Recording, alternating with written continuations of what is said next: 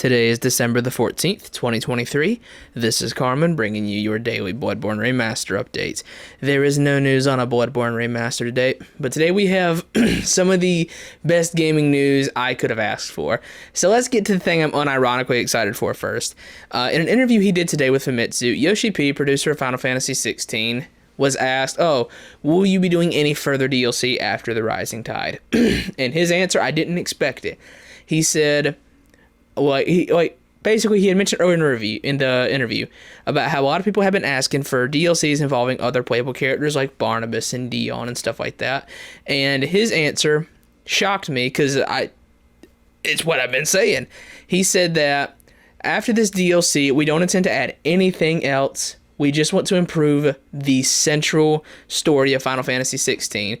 So if the PC version does well, I would like to add Sid, Jill, and I'm assuming Joshua as playable characters, but he probably just didn't want to say Joshua because it might still be considered a spoiler. But what I'm getting at here is what he said about improving the main game will be the focus.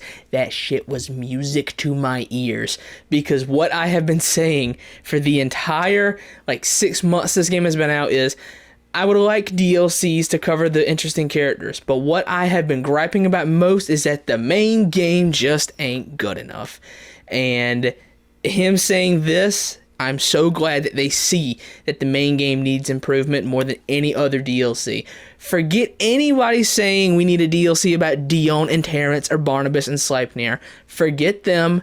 No, I 100% agree with the idea of adding Sid, Jill, and Joshua as playable characters that you can switch to in the main game. This better happen. He said it now, so he better make it happen. Anyways, next bit of gaming news, I guess. Oh, actually, I had recorded the 16 video yesterday. That interview came out today, so I'm going to re-record that, have a completely different video, although very similar to what I've already got written down, just with different context around it. So the next bit of gaming news that I'm very happy about. Naughty Dog put up an update today saying that The Last of Us Online is canceled. That's right, boys. We won. I've been praying for Naughty Dog's downfall for so long now. My voice is... I'm having a hard time focusing because I keep having to smack Axel away from this cord over here. He won't listen to me. Stop that. Anyways... When I say smack, not actually hit, I'm just nudging him with the controller in my hand as I do this. Anyway, it's canceled. No Last of Us Online, bro.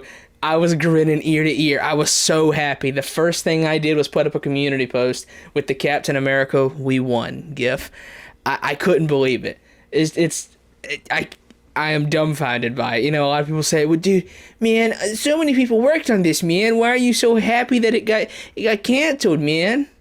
Because I'm Naughty Dog's #1 op.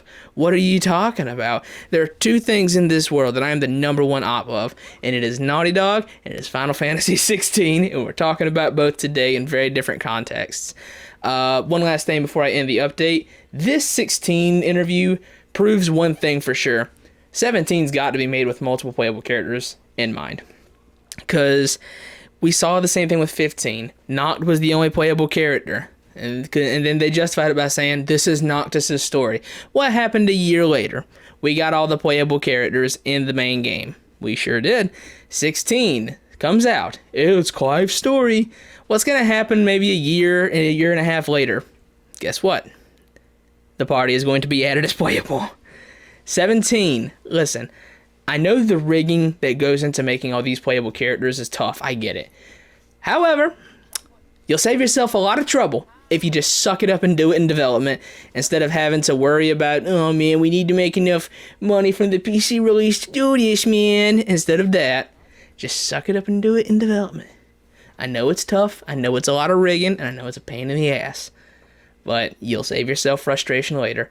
Anyways, we went off topic here for a little bit, but it was a good day for news, man. I just had to keep talking. There's no news on a Bloodborne Remaster today. That's been your daily Bloodborne Remaster update for December the 14th, 2023.